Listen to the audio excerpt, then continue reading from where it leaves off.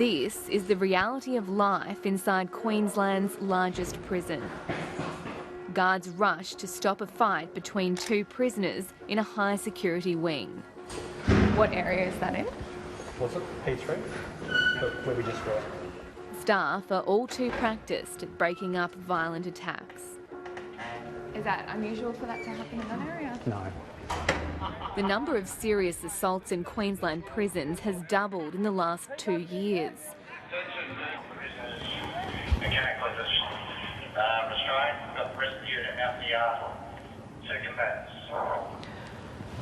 We just had a situation report there from the supervisor of the area, and he's indicated there's two prisoners fighting. So he's just put over the broadcast over the radio that two combatants are currently restrained and compliant, and the remainder of the prisoners are in the exercise yard. Last month, there was an average of 5 assaults a day. The escalating violence is being blamed on chronic overcrowding. We have situations, for example, where there have been increased number of serious assaults on prison officers. For example, last week, I was advised that we had a prison officer who had his nose broken and who had to be taken to hospital. They do, yeah. Here in Woodford Correctional Centre, 2 prisoners are often crammed into cells designed for one. What are we seeing here?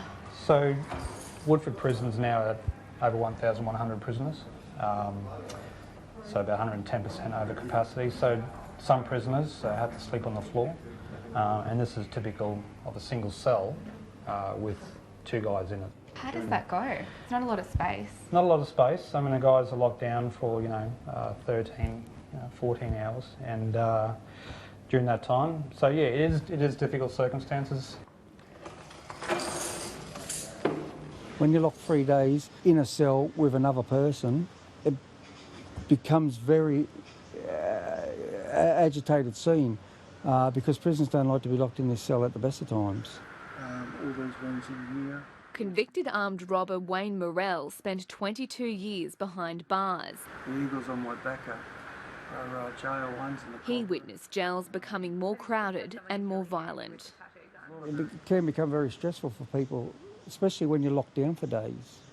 Can you imagine being locked in your toilet for, for 3 or 4 days, and it's very small.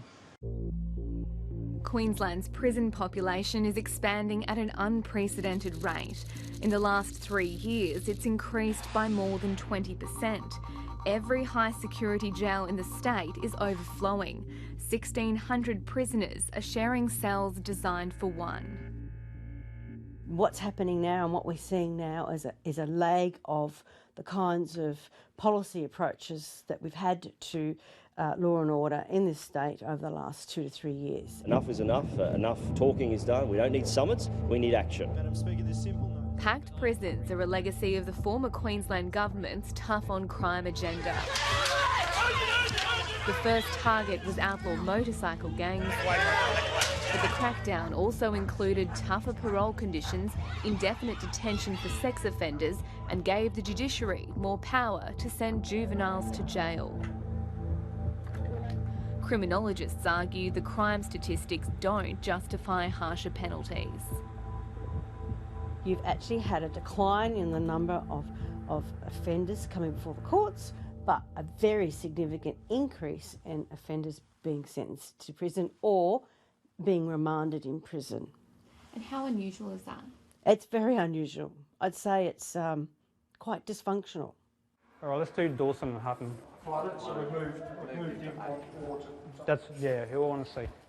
Prison staff have been left to deal with the consequences of a system under strain. Okay, mate, just jump on the wall for us. General manager's here.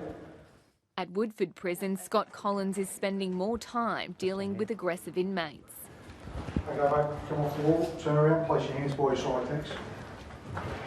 Mr. Hutton, how you going? Here, General Manager. Any requests or complaints? I just I want to apologise for the disagreement I had with that nurse yesterday. Yeah. But my gum's infected. That's okay. So you appreciate that any offensive behaviour towards staff, won't be tolerated. So there's going to be a consequence in regards to that. Okay, which is why you're here. It's not just criminals who are being punished. It costs taxpayers around $100,000 a year to keep a prisoner behind bars. The cost is also immensely personal for the hundreds of staff working in overcrowded conditions. I, have witnessed some of my colleagues be, seriously assaulted, and I have witnessed this at times, and it does give you a certain fear. Priya Ross worked at Arthur Gorrie Prison for more than 6 years before she resigned in January. I certainly felt like, because of the overcrowding and because of the assaults rising, I did have that fear inside me that it was getting less safe to work in that environment.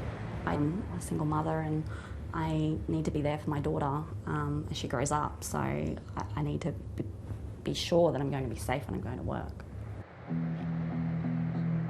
Prison overcrowding isn't only a problem in Queensland. Around the country, new jails are being built to keep up with demand.